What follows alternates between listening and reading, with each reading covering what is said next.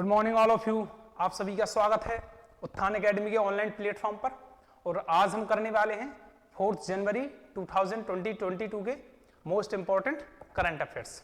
Okay, तो start करते हैं एक मोटिवेशनल कोट के साथ जो आप में एनर्जी भर देगा कि the pessimist sees difficulty in every opportunity. प्रत्येक अपॉर्चुनिटी में जो लोग मुसीबतें देखते हैं वो क्या कहलाते हैं? निराशावादी।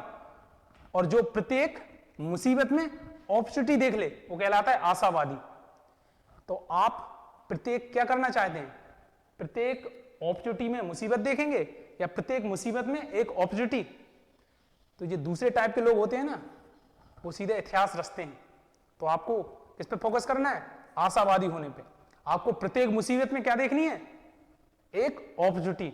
और होती जरूर है, ऐसी संसार में कोई मुसीबत नहीं जिसमें एक अपॉर्चुनिटी न छुपी हो। ओके, चलिए, तो आशावादी बने।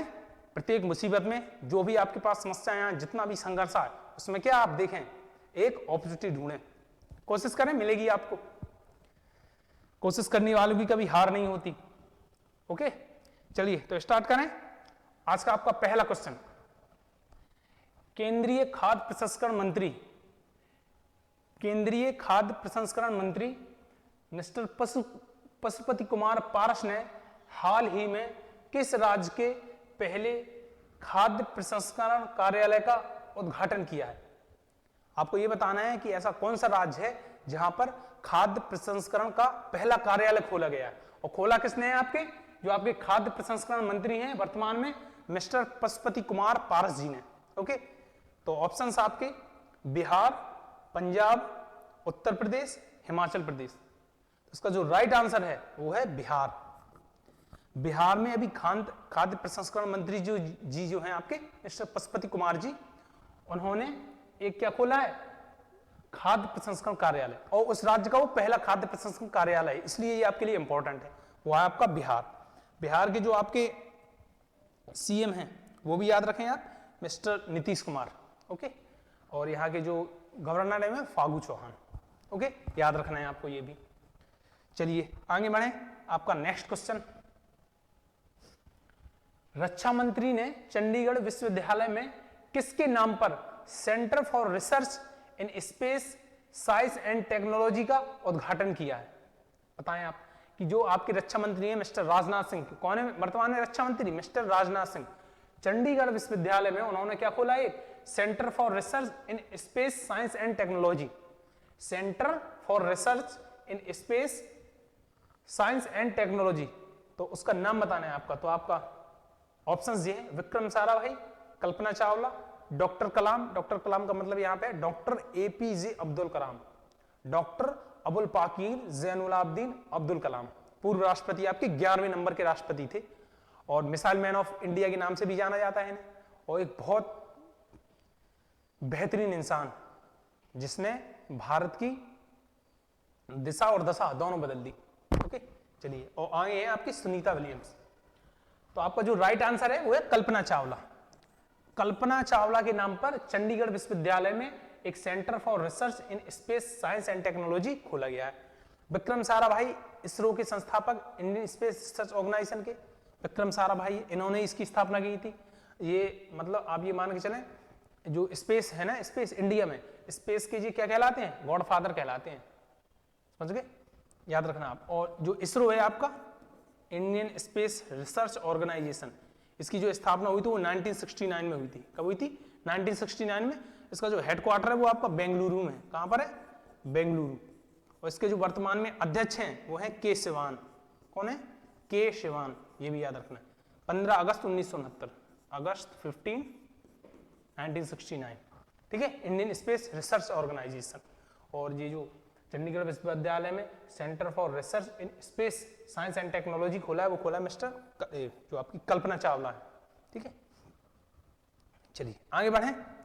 आपका अगला क्वेश्चन कि 3 जनवरी को रानी वेलु नचियार की जयंती मनाई गई, यह किस राज्य से संबंधित है? अब आपके लिए ये इंपॉर्टेंट इसलिए बन जाता है रानी वेलु नचियार, क्योंकि अभी हाल ही में इनकी क्या बनाई है? 3 जनवरी को जयंती मनाई गई है। तो ये आपके किस राज्य से संबंधित है? तो आपको बताना है मध्य प्रदेश, तमिलनाडु, तेलंगाना या कर्नाटका। तो आपका जो राइट आंसर है वो है तमिलनाडु। तमिलनाडु में एक रियासत हुआ करती थी शिवगंगा। कौन सी? शिवगंगा। उस रियासत की ये रानी थी शिवगंगा। और इस समय वर्तमान में ये तमिलनाडु में रामनाथपुरम, तमिलनाडु, तमिलनाडु में रामनाथपुरम एक जिला है, वहां वर्तमान में ये वहीं पे है। पहले इसका नाम था शिवगंगा, रियासत की रानी हुआ करती थी। ओके, रानी वेलु नचियार। तो इनकी अभी हाल ही में 3 जनवरी को जयंती मनाई गई है। तो किस राज्य से है संबंधी? तमिलनाडु, रामनाथपुरम। ठीक है, डिस्ट्रिक्ट। चलिए आगे बढ़े। आपका अगला क्वेश्चन ये है, हाल ही में किस देश के प्रधानमंत्री अब्दुल्ला हमदोक ने त्यागपत्र दे दिया है? अभी हाल ही में एक देश है जहां पर उनके जो प्राइम मिनिस्टर थे उन्होंने क्या दे दिया? त्यागपत्र दे दिया है। तो आपके ऑप्शंस हैं Sudan, Syria, Iraq, Iran.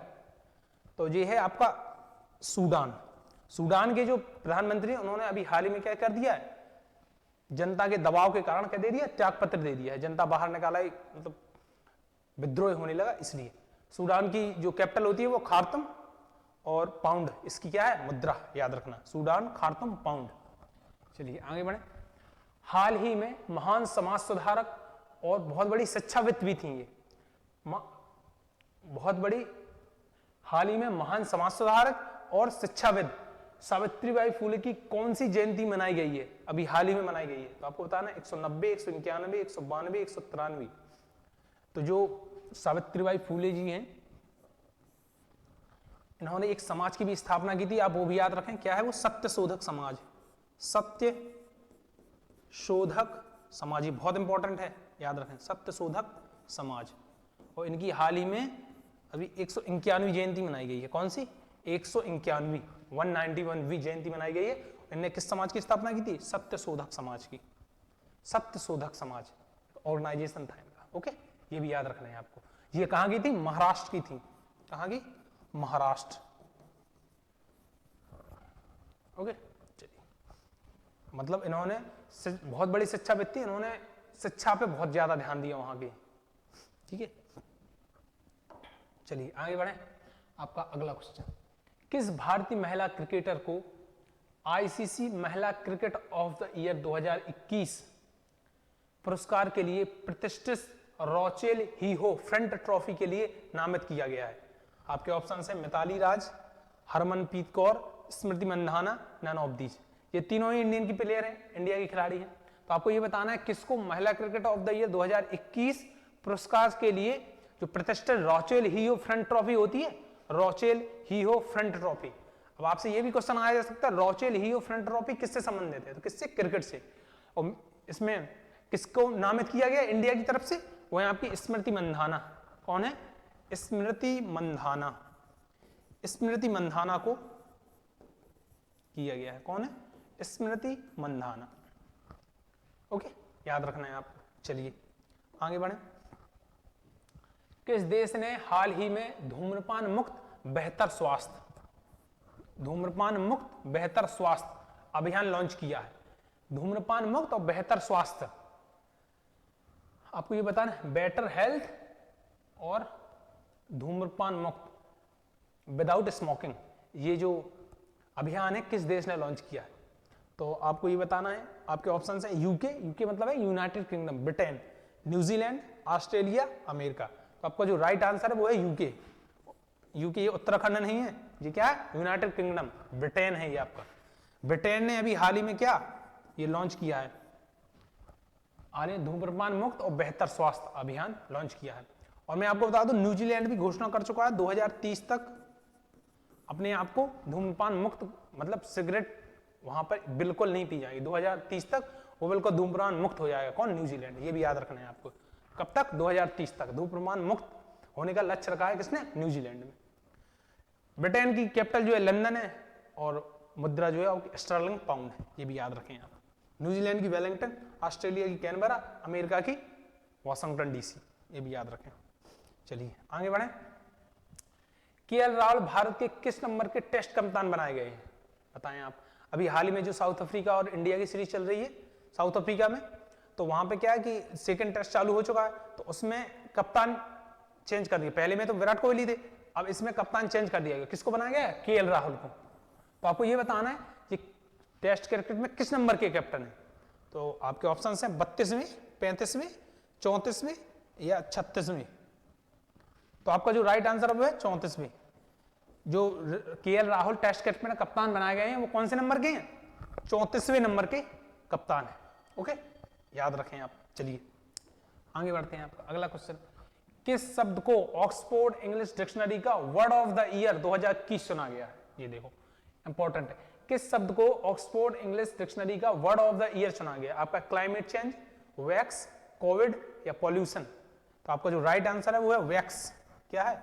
Wax को चुना गया है ऑक्सफोर्ड इंग्लिश डिक्शनरी का वर्ड ऑफ द ईयर 2020 में। और 2020 का जो हिंदी वर्ड चुना गया था वो आत्मनिर्भर था, और 2020 का जो इंग्लिश वर्ड चुना गया था वो था क्लाइमेट चेंज। ये भी याद रखना है आपको। क्या था? क्लाइमेट चेंज, और वो था आत्मनिर्भर जो हिंदी वर्ड चुना गया था। ओके, चलिए आगे बढ़ते हैं। आपका अगला क्वेश्चन कि मेजर ध्यानचंद खेल विश्वविद्यालय की आधारशिला कहां रखी गई है?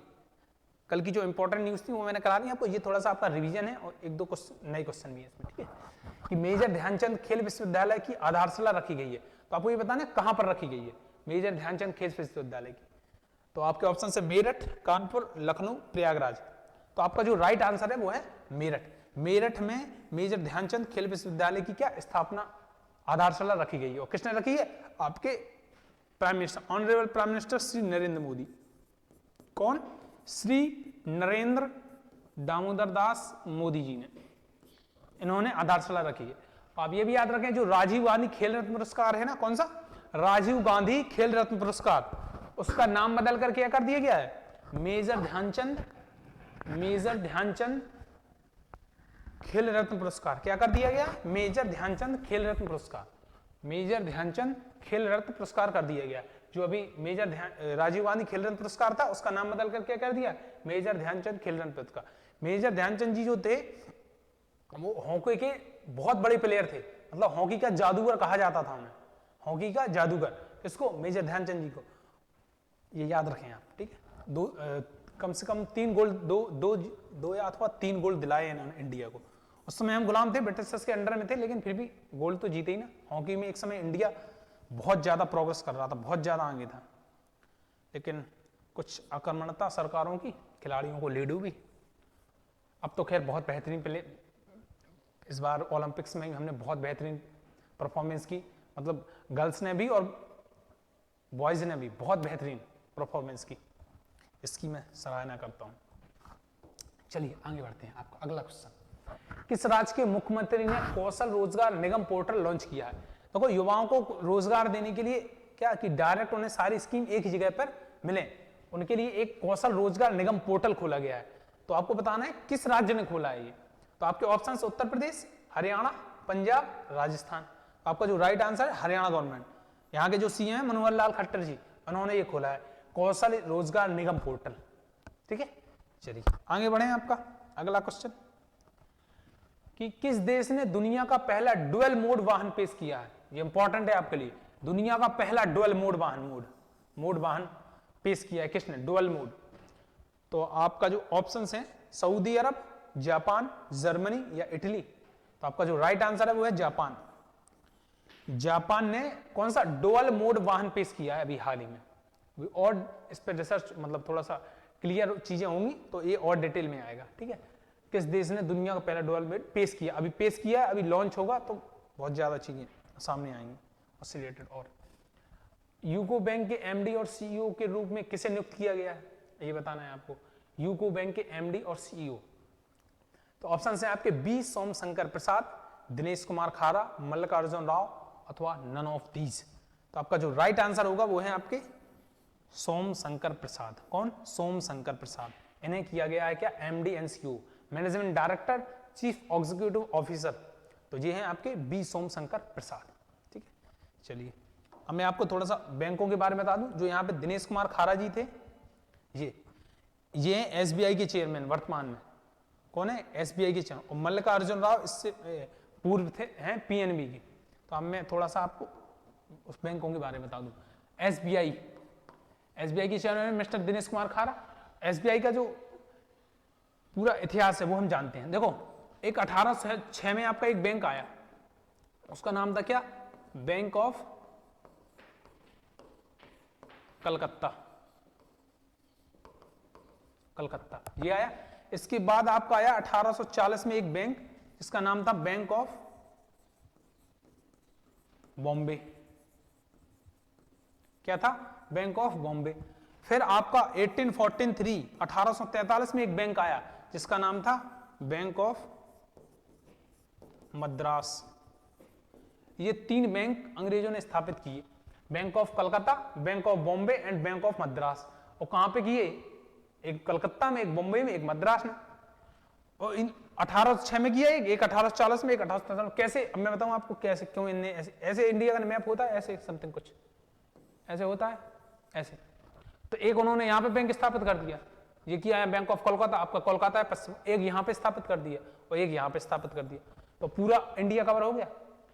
इसलिए सिर्फ उन्होंने बैंक स्थापित किए थे कि हम पूरा इंडिया कवर कर सकें, ठीक है। तो उन्होंने लूट मचाने एक नया तरीके ढूंढा था, सीधा आप ये कह सकते हैं। तो 3 बैंक स्थापित किए। इसके बाद क्या हुआ कि ये बैंक चलते रहे, लूट मचाते रहे वो। इसके बाद 1921 में क्या हुआ, एक नया बैंक आया, एक नया बैंक जिसे कहते हैं हम इंपीरियल बैंक ऑफ इंडिया। क्या कहते हैं?